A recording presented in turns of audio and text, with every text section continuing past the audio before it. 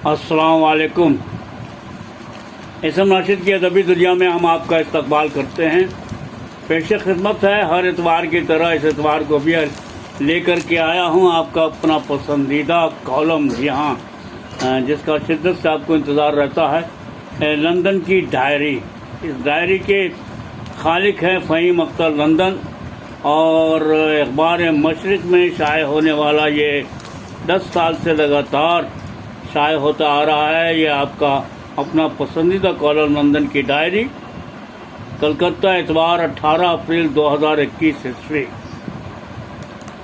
آج کا عنوان انہوں نے دیا ہے ماہ رمضان اور خود کا جائزہ۔ فہیم اختر لندن۔ پچھلے سال سے پوری دنیا کورونا وائرس کی وبا سے پریشان حال ہے، اور سمجھ میں یہ نہیں آ رہا ہے کہ ہمیں کب اس وبا سے راحت ملے گی۔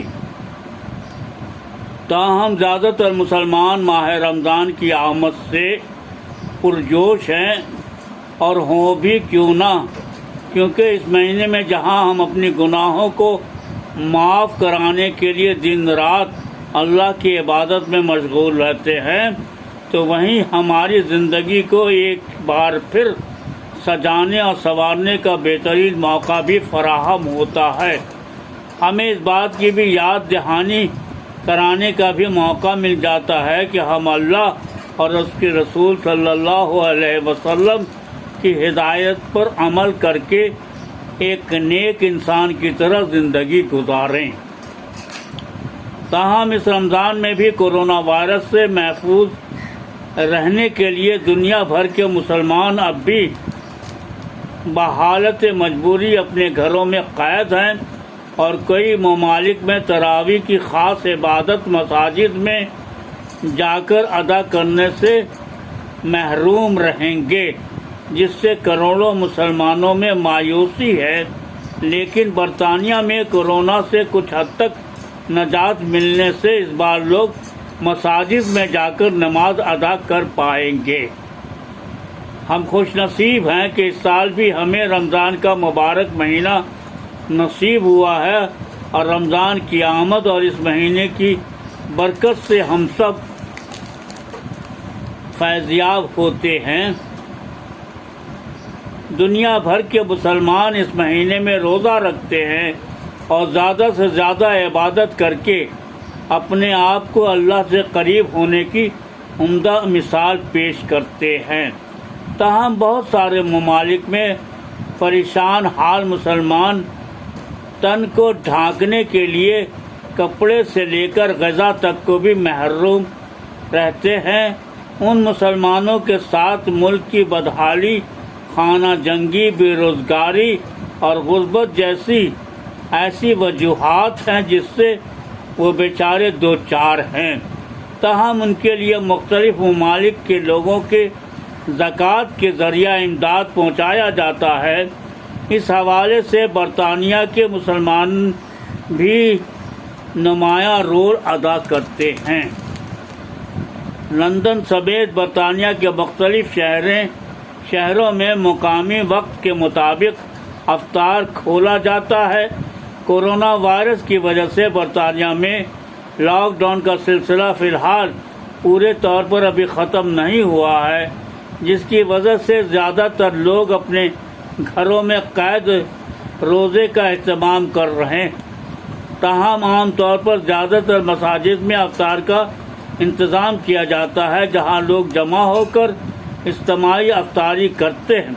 اس کے علاوہ رات 11 بجے سے دیر رات تک تراویح بھی پڑھی جاتی ہے۔ الحمدللہ اس سال برطانیہ میں سوشل دوری کو برقرار رکھتے ہوئے نماز اور تراویح پڑھنے کی اجازت دے دی گئی ہے۔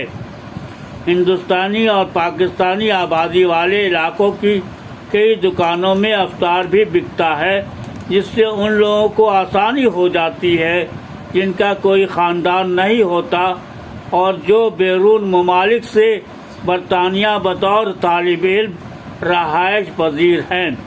تاہم ان لوگوں کو لاک ڈاؤن کی وجہ سے کافی دقتوں کا سامنا کرنا پڑ رہا ہے، اس کے علاوہ بہت ساری جگہوں پر مختلف اسلامی چیریٹی آن بے گھر لوگوں کو بھی کھانا کھلاتے جو بحالت مجبوری راستوں پر اپنی زندگی گزار رہے ہیں۔ ان تمام پریشانیوں کے باوجود ہم سب کہتے ہیں کہ مرحبا اے ماہ رمضان،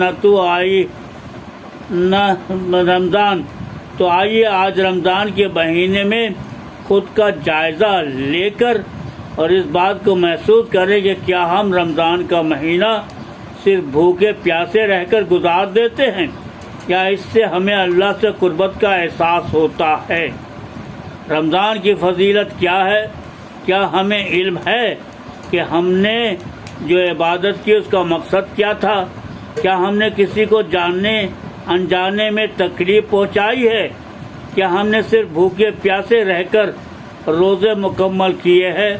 کیا ہم نے نیت کی ہے؟ ایسے کئی سوالات ہیں جنہیں اپنے آپ سے پوچھنا چاہیے۔ تاہم مجموعی طور پر رمضان کی فضیلت اور عبادت سے زیادہ تر لوگ واقف ہیں اور وہ اپنی عبادت اللہ کے حکم کے مطابق ہی کرتے ہیں۔ اگر روزے اور عبادت کی اہمیت کو سمجھے بغیر رمضان کا مہینہ گزارا جائے تو یہ ایک محض رسم ہوگی اور ہم محض رمضان کو رسمی طور پر مناتے رہیں گے۔ رمضان کے متعلق حضرت محمد مصطفیٰ صلی اللہ علیہ وسلم نے ہمیں صبر، ہمدردی، اللہ سے قربت، دن اور رات کی عبادت، قرآن کی تلاوت اور اس کو سننے کی ہدایت دی ہے۔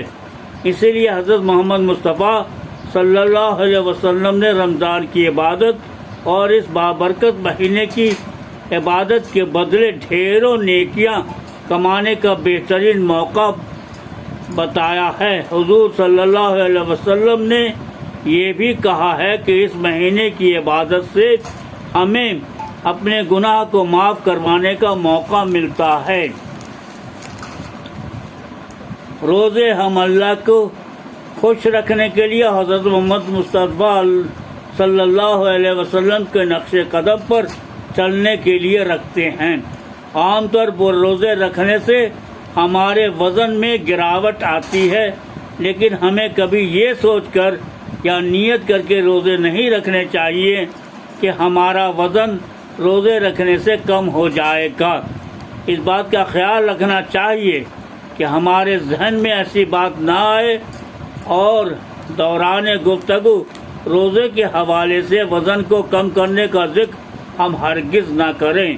روزہ ایک روحانی ورزش ہے جو ہمیں اللہ سے قریب کرتی ہے۔ اکثر ہم غفلت میں افطار کے دوران کھانے اور پینے کی چیزوں پر زیادہ دھیان دیتے ہیں، تاہم ایسا ہونا ایک فطری عمل ہے، کیونکہ دن بھر بھوکے رہنے کے بعد ہمیں اچھی غذا کی خواہش اور ضرورت ہوتی ہے، لہذا ہم اپنا زیادہ وقت چیزوں کی خریداری میں صرف کر دیتے ہیں، جس سے رمضان کی عبادت پر اثر پڑتا ہے۔ ہمیں کوشش کرنی چاہیے کہ رمضان میں اپنی خواہشات اور بیجا خوشیوں کو بالائے طاق رکھ کر روزے کی اہمیت کو برقرار رکھیں۔ رمضان میں سحری کے وقت جاگنے سے ہمارے سونے کے اوقات میں تبدیلی آ جاتی ہے، کیونکہ تراویح کا پڑھنا اور سحری میں جاگنے کی وجہ سے ہماری نیند میں کافی خلل پڑتا ہے، جس کا نتیجہ یہ ہوتا ہے کہ کچھ لوگ روزے کے دوران نیند سونا پسند کرتے ہیں۔ ایسا کرنے سے ہم رمضان کی عبادت کو کھو دیتے ہیں اور ہم اس مبارک مہینے کی برکت سے محروم رہ جاتے ہیں۔ کچھ لوگ روزے کے دوران وقت کو گزارنے کے لیے ٹی وی دیکھتے ہیں یا دیگر تفریحات کا سہارا لیتے ہیں، جو کہ ایک غیر ضروری بات ہے۔ حضرت محمد مصطفیٰ صلی اللہ علیہ وسلم نے کہا ہے کہ اگر لوگوں کو رمضان کی اہمیت کا علم ہو جائے تو وہ پورے سال رمضان مہینے کی چاہت کریں گے۔ ایمان والوں کے لیے دعا اور عبادت شیطان اور انا سے نپٹنے کے لیے ایک اہم ہتھیار ہے۔ حضرت محمد مصطفیٰ صلی اللہ علیہ وسلم نے کہا ہے کہ اللہ 3 لوگوں کی دعاؤں کو کبھی مسترد نہیں کرے گا۔